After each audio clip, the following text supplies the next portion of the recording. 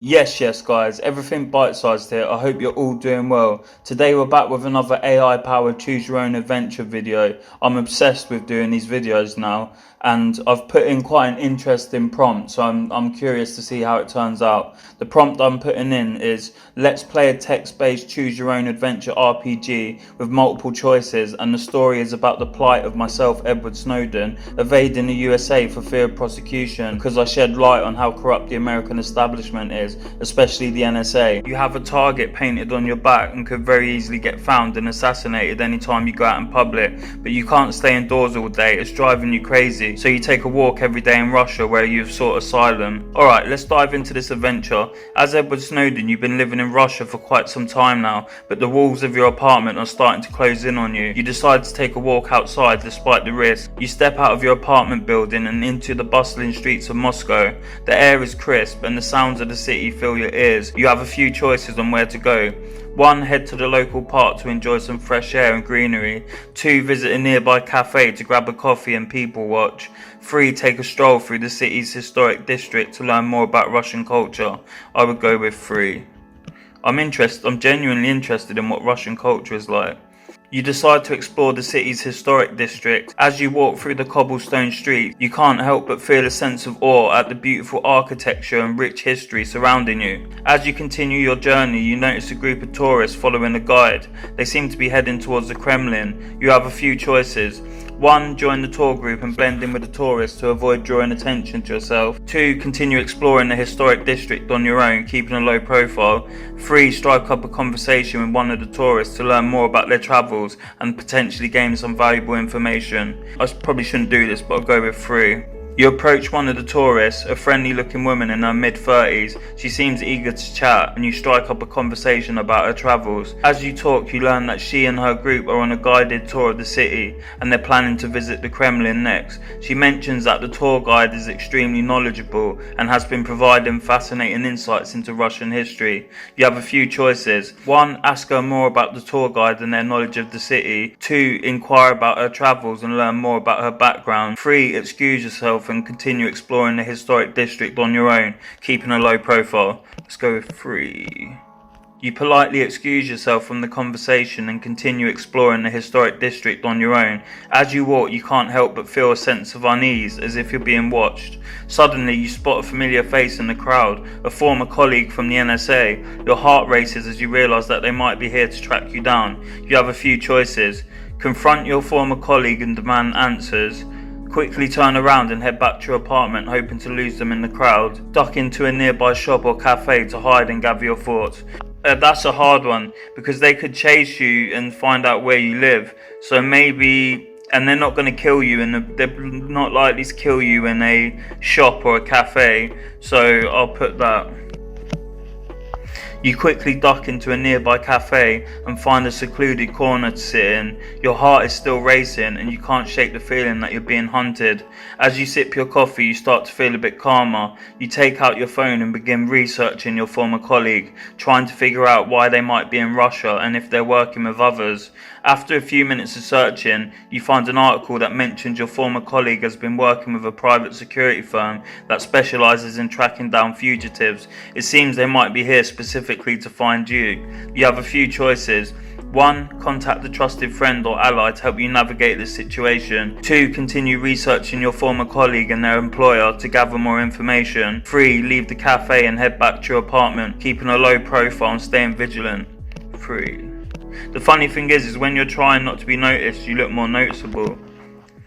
You leave the cafe and make your way to your apartment, keeping a low profile and staying vigilant. As you walk, you can't help but feel paranoid, constantly looking over your shoulder and scanning the crowd for any familiar faces. When you finally reach your apartment, you breathe a sigh of relief. You lock the door behind you and take a moment to gather your thoughts. You have a few choices. Contact a trusted friend or ally to help you navigate the situation. Continue researching your former colleague and their employer to gain more information. Take a moment to relax and clear your mind before deciding your next course of action. Let's go 3. You decide to take a moment to relax and clear your mind. You brew a cup of tea and sit by the window, watching the bustling city below. As you sip your tea, you can't help but feel a sense of loneliness and isolation. After a while, you realise that you can't stay cooped up in your apartment forever. You need to take action and figure out a way to navigate the situation. You have a few choices. I'm not going to read them out again because I've already read them a million times. Reach out to a local journalist or human rights organisation to share your story and seek support. Let's do that.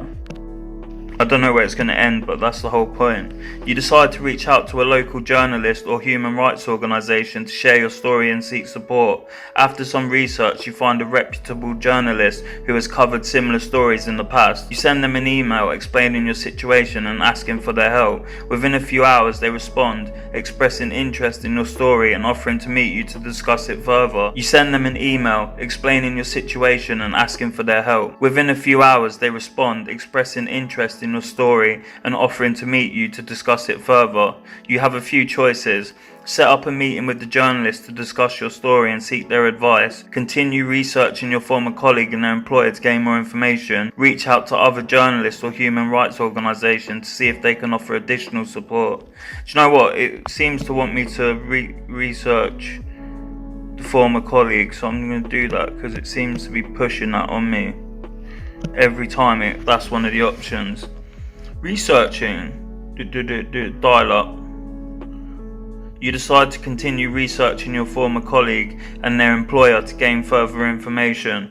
You spend the next few hours digging through online databases, public records and social media profiles. You manage to piece together a more detailed picture of your former colleague's background and current activities. According to your research, your former colleague has been working for a private security firm that specialises in tracking down high-profile fugitives. The firm has a reputation for using aggressive tactics and cutting corners to achieve their goals. You also discover that the firm has been contracted by the US government to track down individuals like yourself who have leaked classified information. This explains why your former colleague is in Russia and why you felt like you were being watched. With this new information, you have a few choices. 1. Contact a trusted friend or ally to help you navigate the situation. 2. Reach out to a local journalist. We've already done this. 3. Take additional security measures to protect yourself, such as changing your routine, varying your routes, and being more vigilant. We say routes in the UK, you say routes in America, I think. Take additional security measures to protect yourself, such as changing your routine, varying your routes, and being more vigilant. Let's do that.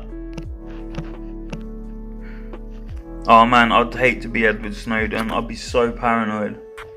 You decide to take additional security measures to protect yourself. You start by changing your daily routine, varying your routes, and being more vigilant when you're out in public. You also invest in some basic security equipment such as a burner phone, a VPN, and a secure email service. You start using these tools to communicate with your trusted contacts and to conduct your research. As the days pass, you begin to feel more confident in your ability to evade your pursuers. You continue to monitor the situation and gather information, but you also start to think about your long-term options. You have a few choices. 1. Continue laying low and gathering information about your pursuers. 2. Reach out to a local journalist or human rights organisation, share your story and seek support. Explore options for seeking asylum in another country where you might be safer from your pursuers. Let's try 3. Probably say Panama or what's the other country that people go to? You decide to explore options for seeking asylum in another country. You start researching countries that might be willing to grant you asylum, considering factors such as their human rights records, diplomatic relations with the US, and their track record of protecting whistleblowers. After some research, you identify a few potential countries that might be willing to grant you asylum. You start reaching out to contacts in these countries, seeking their advice and assistance. As you navigate this complex process, you say process in America as well. Sorry, forgive me, man. Most of my audience is American. I can't help speaking British, man. See, I even said I can't help. Like, I didn't even have a H at the start of it. As you navigate this complex process, you continue to lay low and gather information about your pursuers. You know that the situation is far from resolved, but you feel a sense of hope that you might be able to find a safe haven in another country. The story continues and you face new challenges and decisions as you navigate the complex world of international politics and espionage. The path you choose will shape the future of your journey. Oh, so I've got to add something now. I'll put, do you know what? I'm going to put, I choose to hand myself into US custody.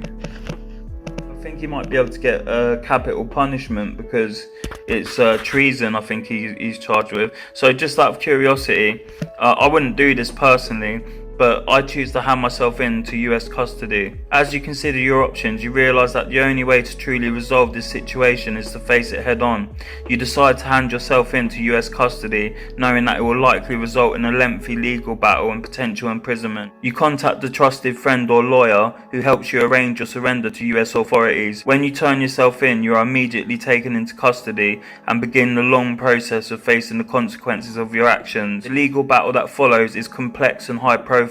You face charges related to the leaking of classified information, and the case becomes a focal point in the ongoing debate about government surveillance and the rights of whistleblowers.